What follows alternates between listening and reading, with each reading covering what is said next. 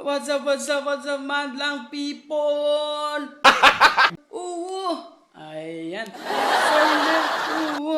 Ayan na, magra-rush tayo, bibili tayo ng ating gamit, ay ating ating makain sa isang buwan na naman. Kaya pupunta tayo sa balad. Tara, let's go guys. Huwag na natin patagalin ang video na to. Hi guys, welcome to my vlog. Hi. What? My vlog, welcome to my guys. Baliw ka yata eh. Let's go. Ayan, heto na naman ang inyo, mini mekus mga insan. Ayan, dahil sumahod nga kami guys. Ayan, pupunta kami sa balad. Ayan, magraras hour kami. Tuwes, bibili lang kami ng pabango. So, yan lang ang ano namin na ibitbit na ako. Agad na plastic. Sabi ni, dyan rin sa akin, ang bitbitin ko na daw. So, hello. Pabas na kami dyan sa aming kwarto. Ay, may pa-smell pa yun. Nauli pa yung baby namin. Ay, este yung kasama ko. Sorry na. Ayan, may birthday yan para sa kabilang kwarto. Ayan. At andito na nga kami sa baba mga kauho. So, madilim yan mga kauho.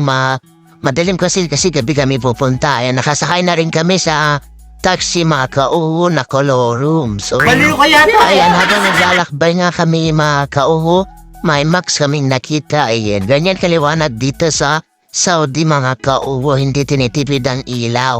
Gabi kasi ito ang pagpunta namin. So, pasensya na kayo kung gabi.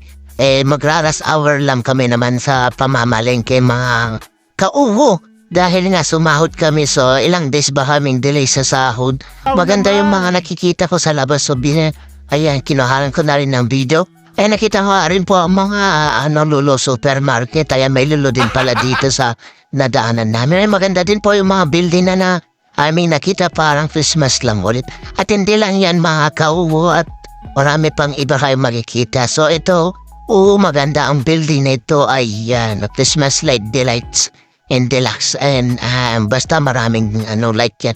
Okay na yun, maraming light kasi walang light kasi mahirap pag walang light. Hindi mo makita yung gusto mo. Ayan, nandito na kami sa balad mga kauho. Ayan, pupunta pa lang muna kami sa aming brush dito sa balad.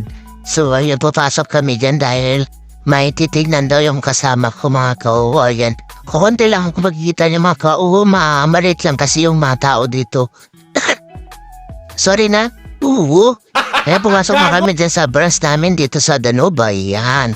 At walang ganong maraming tao dahil hindi naman weekend. So, ayun. Yung parang linggo kasi nila dito mga kauho ang palengke. Days nila dito Friday. Ayan.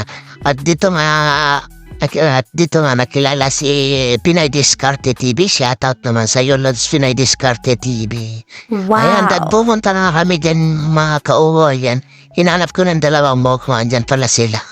Iniwanan ako kanina sa baba. So, ayun, bibili lang kami ng pabango dito mga kauho. So, yung vlog ko na kabayan. So, abangan nyo na lang mga kauho. At nagmamadali nga kami dahil anong oras na may mga pasok pang mga kasama mga kauho. Ayun, shoutout naman po dito sa store na to mga kauho. Kung gusto yung bumili ng mura, ayan, punta lang po kayo dito sa balad. Maraming salamat po sa inyo. God bless!